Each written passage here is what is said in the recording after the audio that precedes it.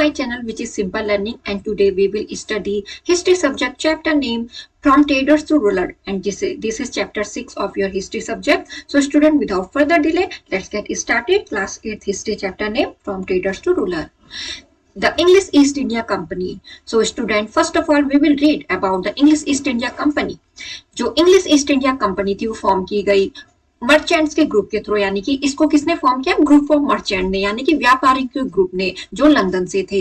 It received it's monopoly rights of trade from queen Elizabeth, और इन्होंने जो अपनी राइट्स थी, यानी कि जो अपनी राइट्स थी इन्होंने ट्रेड की, वो कहां से इन्होंने रिसीव की? राइट यानी कि अधिकार की ट्रेड कर सकते हैं क्वीन एलिजाबेथ से 1600 में, क्योंकि लंदन से थे ये, तो इन्होंने यहाँ ऐसे फॉर्म किया इसको. तो उन्होंने जो राइट्स है उसके लिए रिसीव किया, और कहां से? किसका एग्रीमेंट? क्वीन एलिजाबेथ का 1600 में. Its main objective was to trade in spices. इनका ये ऑब्जेक्ट था कि ये किसका व्यापार करेंगे? स्पाइसेस का, मसालों का, और ऑब्टेन करेंगे हमारे इंडिया से कॉटन को. In India the Portuguese has flourishing trade under Mughal patronage. और इंडिया में जो पुर्तगीज है उनका जो ट्रेड था वो कैसे बढ़ रहा था? मुगल पैट्रोनेज के अंडर में, यानी कि उनके अंडर में उनका जो ट्रेड था वो चल रहा था. जो ब्रिटिश है उन्होंने डिफीट कर दिया पुर्तगीज को, और परमिशन पाली मुगल एम्पायर से कि वो फैक्ट्री कहां से एस्टेब्लिश करे? सूरत में. तो पहले क्या कौन करते थे यहाँ ट्रेड? पुर्तगीज. किसके अंडर में? मुगल पैट्रोनेज के अंडर में. अब जो ब्रिटिश है उन्होंने जब डिफीट कर दिया पुर्तगीज को, तो पुर्तगीज ने परमिशन पाली, तो ब्रिटिश ने परमिशन पाली, और ये जो इंग्लिश ईस्ट इंडिया कंपनी के जो ग्रुप ऑफ मर्चेंट थे इन्होंने परमिशन पाली मुगल एम्पायर से, और फैक्ट्री स्टेप अप की सूरत में. In 1615, the English ambassador Sir Thomas Roe got permission from the Mughal Emperor. और 1615 में जो इंग्लिश एम्बेसडर थे सर थॉमस रो, जिनका नाम था, उन्होंने परमिशन ले ली मुगल एम्परर जहांगीर से कि वो ज्यादा से ज्यादा फैक्ट्री खोलना चाहते हैं आगरा, अहमदाबाद और पुंछ में.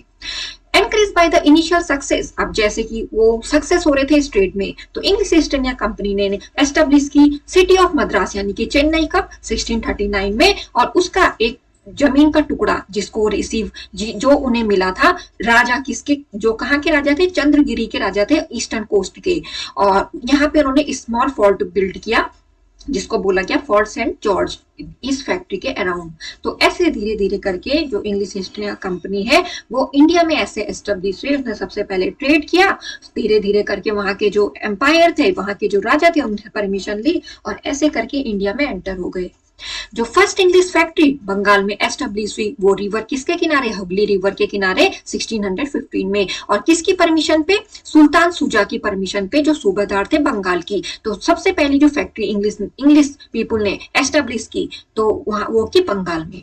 1661 में जो चार्ल्स सेकंड थे, जो किंग थे इंग्लैंड के, उन्होंने परमिशन दे दी कंपनी को कि एक चार्टर कि जिसके थ्रू वो इश्यू करेंगे क्वाइंस को, और फोर्टिफाई करेंगे, बढ़ाएंगे उसके एस्टेब्लिशमेंट को, मेंटेन करेंगे आर्मी को, और एक्सरसाइज करेंगे jurisdiction over the English subject living in the east. जो लोग ईस्ट में रहते हैं उनके बेस, उन पे क्या करेंगे वो एक्सरसाइज, यानी कि उन पे वो क्या कर सकते हैं? डिसीजन ले सकते हैं इंग्लिश सब्जेक्ट्स पे जो इनसे रिगार्डेड होंगे. किसमें? जो ईस्ट में रह रहे हैं उन लोगों से रिगार्डेड.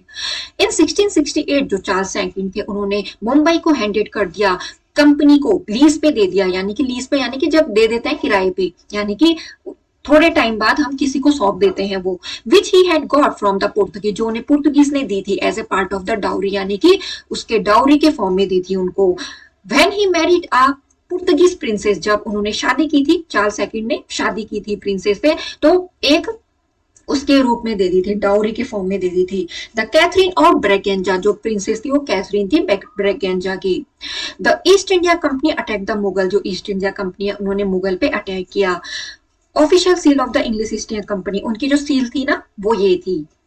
जो ईस्ट इंडिया कंपनी उन्होंने अटैक किया मुगल्स पे, जो कंपनी है वो डिफीट हो गई किसके थ्रू? औरंगजेब के थ्रू. और जो ब्रिटिश है उसको बाहर कर दिया गया इन फैक्ट्री से, किसकी? बंगाल की. Finally the company apologise and agree to trade under the protection of the Indian rulers. अब यहाँ पे जो कंपनी है उसने एपोलाइज किया, उसने माफी मांगी और एग्रीड कर दिया, यानी कि अब सहमत हो गए फिर ट्रेड के लिए. किसकी प्रोटेक्शन में? इंडियन रूलर्स की. जो मुगल अथॉरिटीज थे उन्होंने भी इंग्लिश को माफ कर दिया. अब 1698 में जो कंपनी है उसने अपना एक्वायर किया सूबेदार, जिनका नाम था अजीम उस शान, जो जिनके पास जमींदारी थी 3 विलेजेस की. जो विलेज है सुतानाती, कालीकाटा एंड गोविंदपुर. जो प्रेजेंट साइट है ये है कोलकाता में. यहाँ की साइट है ये. कितने रुपए में? 1200 रुपए में उन पहले के ऑनर को इतने रुपए दिए।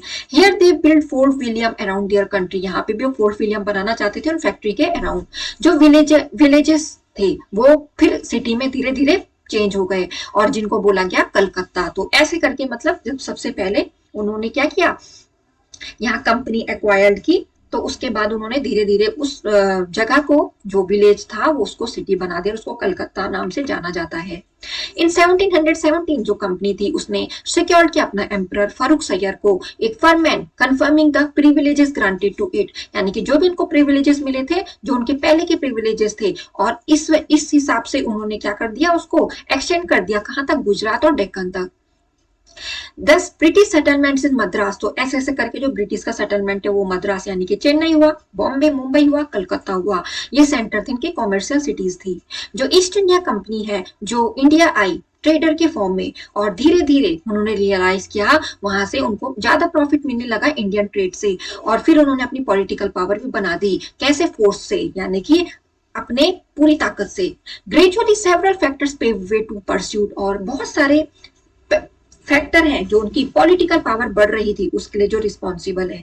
The factor that encourage them were as follows, और जो फैक्टर थे उनको ये अचीव करने के, यहाँ पॉलिटिकल पावर अचीव करने के, वो हैं जो डेप्लोरेबल पॉलिटिकल सिचुएशन थी, यानी कि डेप्लोरेबल पॉलिटिकल सिचुएशन इंडिया में, यानी कि बहुत ही गंदी थी, यानी कि बहुत ही बैड थी, डिसअप्रूवल थी, और उनकी जो डिजायर थी सेफगार्ड करने की और उस कंपनी के कॉमर्शियल इंटरेस्ट को बढ़ाने की, और जो भी वहां पे जो पुर्तगीज थे और फ्रेंच की डच कंपनीज थी उनको क्या करने की, सप्रेस करने की, और फिर वहां पे जो इम्प्रेस्टिक डिजाइन, यानी कि जो इंडियन पावर को धीरे धीरे उन्होंने क्या कर दिया, अपनी पावर से क्या कर दिया, कम कर दिया, to fulfil their own imperialistic pursuits, यानी कि जो भी वो वहां से प्रॉफिट चाहते थे, कैसे अपने पावर इंक्रीज करके, किस पे, इंडियंस पे, इंडिया की पावर को सप्रेस करके अपनी पावर को बढ़ा के। तो इंपीरियलिस्टिक, यानी कि इंपीरियलिस्ट का मतलब यही तो होता है कि जो सुपीरियर पावर है वो दूसरी पावर को दबाना चाहती है। तो ये करके इन्होंने धीरे धीरे क्या किया, इंडिया में अपना जो ट्रेड वगैरह या अपने को एस्टेब्लिश किया। कॉन्क्वेस्ट ऑफ बंगाल, अब हम यहाँ पे पढ़ते हैं क्या है। During the first half of the 18th century, यानी कि 18th सेंचुरी के फर्स्ट हाफ में जो बंगाल है उसको नवाब क्या करते थे, रूल करते थे वहां।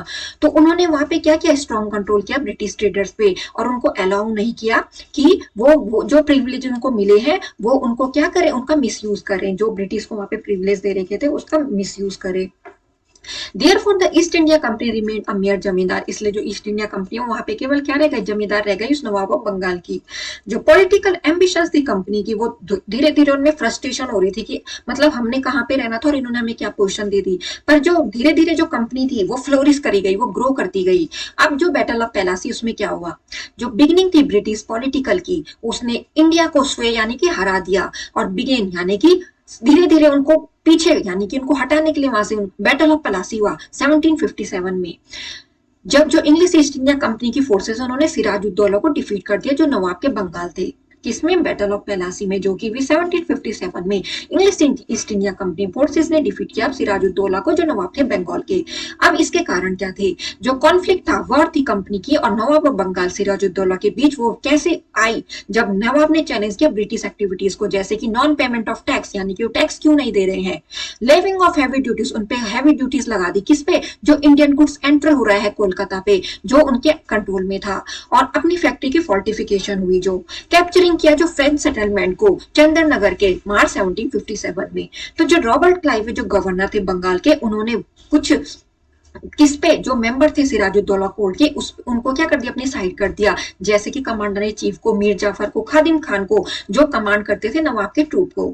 फिर इस डिप्लोमेटिक मैनवर में जो रॉबर्ट क्लाइव है, उन्होंने आगे आगे बढ़े वो, और उन्होंने मुर्शिदाबाद की तरफ बढ़े, उन्होंने नवाब के अगेंस्ट वहां पे फाइट कर दिया, लड़ाई कर दी। और 23 जून 1757 को जो ये दोनों फोर्सेस थी, यानी कि नवाब की और ये जो इंग्लिश ईस्ट इंडिया कंपनी यानी कि जो ब्रिटिश थे, वो उन्होंने क्या की, बैटल की पेलासी की। तो उन दोनों के बीच ये वॉर हुई, और ये क्यों हुई, क्योंकि जो नवाब व बंगाल थे उनके कुछ जो लोग थे कोर्ट के, तो वो उनसे मिले हुए थे, किससे, ब्रिटिशर से।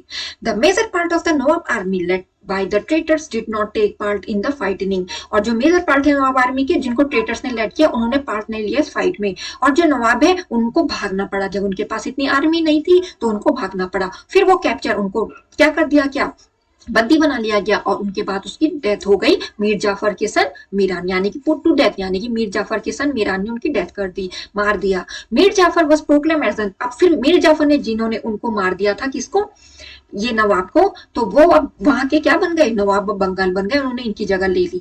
इसका रिजल्ट हुआ जो मीर जाफर है उन्होंने इंग्लिश ईस्ट इंडिया कंपनी को अधिकार दे दिए वहां पे बंगाल, बिहार और उड़ीसा में ट्रेड करने के लिए। जो कंपनी है उन्होंने अपनी जिम्मेदारी ले ली और जो 24 परागनास थे नियर कोलकाता के वो उनके अंडर में आ गए। जो कंपनी और उनके ऑफिसर्स थे उनको क्या दिया गया, 300 लाख रुपीस दिया गया, मीर जाफर ने दिए।